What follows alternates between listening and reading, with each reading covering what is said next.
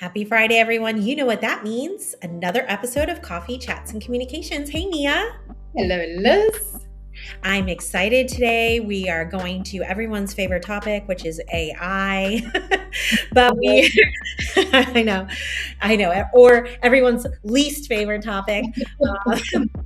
But we're going to talk a little bit about AI applications within CCM. And we have a great resource with QKS Analyst Group. And they had a pretty good analysis of what's actually happening in CCM.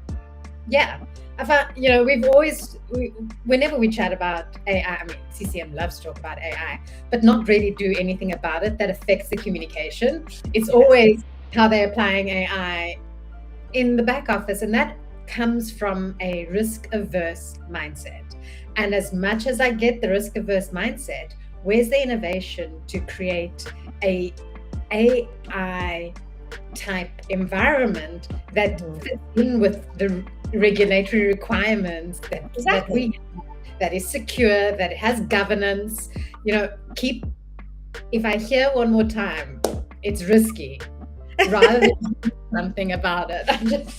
So it's driving on the side of a cliff, but that's why governments put up guardrails, right? And that's how we have to approach this, right? Because the world is changing, customer experience is changing. The way we do everything is changing with AI. And so why not rather embrace and figure out how we can make it work, how we can leverage its power and capability to actually transform customer communications and then ultimately the customer experience. Absolutely. So I'm going to quickly share the research from QKS, and you'll see where it's being used most is in low risk situations. Mm-hmm.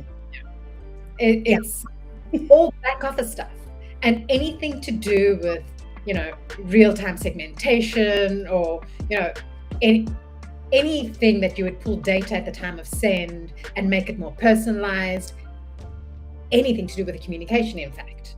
Yes. I mean, look at the event-driven decisioning. The entire column across all of the categories is limited fit. And yet that would be the one that would absolutely impact the customer the most. Correct.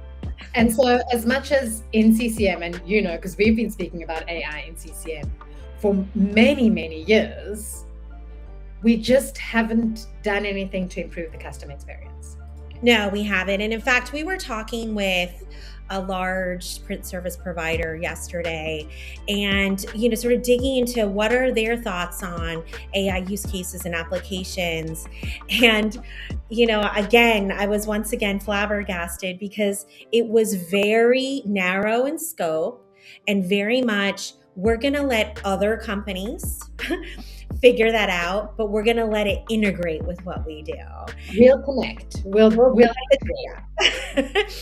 And that's not really transforming the experience or owning the experience. And if you're going to be in the business of communications, right, then we should take a little bit of a different approach. No one's saying not to look at compliance and risk and regulations, but we're saying let's find a way to build those guardrails, to do this, to scale it in a very measured way, so that we don't get left in the dust. I mean, CCM, we're always lagging all the other industries out there. Still lagging, still getting your statement is ready, notifications that mean nothing. We can't even put basic personalization, let alone AI. I mean, I'd love for this industry to just leapfrog. This is the time. Apply it. Let's get the technology. You're absolutely right, Nia. And with that, we both have spring weekends here. It looks like we're experiencing similar weather with our long sleeve shirts. We'll say cheers to the weekend. And next week, we promise no AI topic.